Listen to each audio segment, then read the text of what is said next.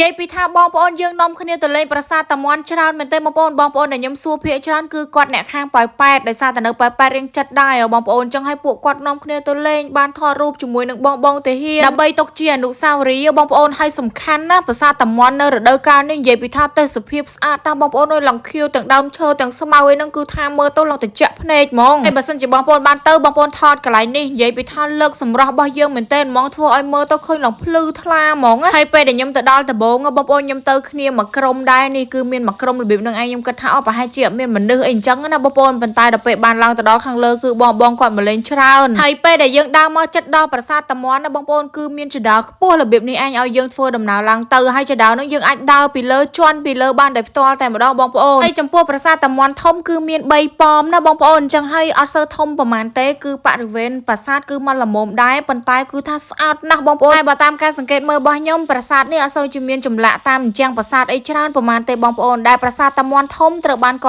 សាងឡើងដោយព្រះបាទជ័យវរ្ម័នទី7នៅចន្លោះសតវត្សទី11ដល់សតវត្សទី13បងប្អូនត្រង់តួប៉មកន្លែងនេះខ្ញុំមានអារម្មណ៍ថាប្លែកមែនទែនមើលទៅហាក់បីដូចជាមានទ្វារដែលបិទចិត្តអញ្ចឹងបងប្អូនឃើញដូចខ្ញុំអត់ហើយនិយាយពីថាបើយើងទៅប៉ះរដូវកាលនេះគឺត្រូវចិត្តបងប្អូនហ្មងសូម្បីតែអាកាសធាតុក៏ត្រជាក់ដែរហើយតួប៉មនីមួយបងប្អូនសុទ្ធសមតែជាកន្លែងដែលយើងអាចថតរូបទៅបានស្រស់ស្អាតមែនទែនហ្មងសូម្បីតែបងប្អូនគាត់ទៅលេងនៅនឹងក៏គាត់លក្ខណៈថាថតរូបជាប់អារម្មណ៍នៅនឹងហ្មងបងប្អូនហើយខ្ញុំស្រឡាញ់ជាងគេបងប្អូនគឺអាស្មៅឬក៏ប្រទាលបន្តិចដែលវាដោះចេញពីក្នុងថ្មមកដល់ពេលអញ្ចឹងមើលទៅឃើញស្អាតតែជាក់ភ្នែកហ្មងចំពោះប្រាសាទតាមាន់ធំនេះផងដែរគឺស្ថិតនៅលើប៉ែកខាងជើងនៃជួរភ្នំដងរែកបងប្អូននៅព្រំដែនកម្ពុជានិងថៃនេះឯងចំពោះប្រាសាទនេះផងដែរគឺត្រូវបានកសាងឡើងដើម្បីឧទ្ទិសថ្វាយព្រះពុទ្ធសាសនាមហាយានណាបងប្អូនហើយឃើញបងប្អូនយើងដែលគាត់ទៅទីនោះភាគច្រើនក៏មានបងប្អូនខ្លះដែលគាត់ទៅគោរពសេវាលឹងដែលដោះចេញពីធម្មជាតិមកហ្មងបងប្អូននិយាយទៅថ្មហ្នឹងកើតឡើងរូបរាងមកជាលក្ខណៈធម្មជាតិអីចឹងទៅហើយចំពោះផ្ទាំងថ្មធម្មជាតិនៅនឹងបងប្អូនគឺថា